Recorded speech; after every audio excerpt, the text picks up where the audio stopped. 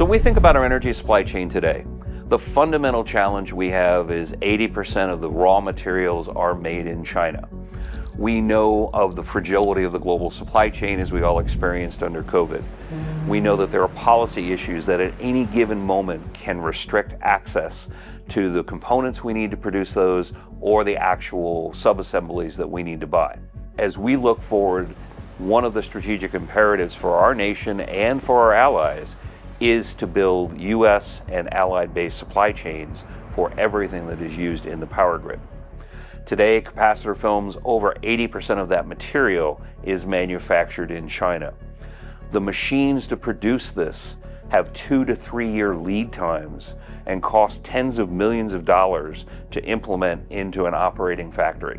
As global as the polymer world has gotten, that's not necessarily the best solution for everything. So a lot of polymer materials right now are sourced from overseas. The U.S. has become reliant on getting not only the polymer materials, but the people who convert the polymer materials into usable structures, whether that be films or injection molded into parts.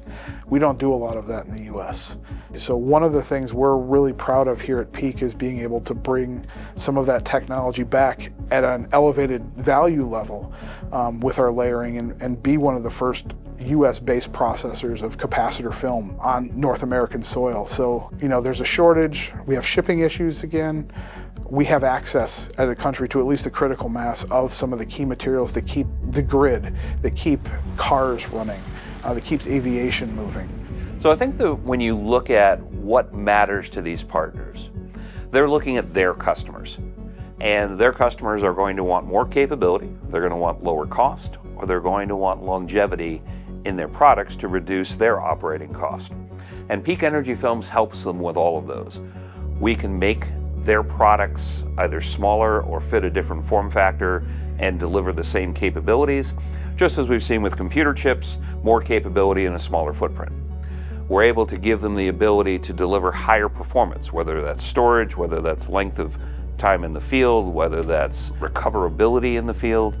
And then the last part is we give them longevity in the application. We give them better durability and better consistency of performance in each of their applications.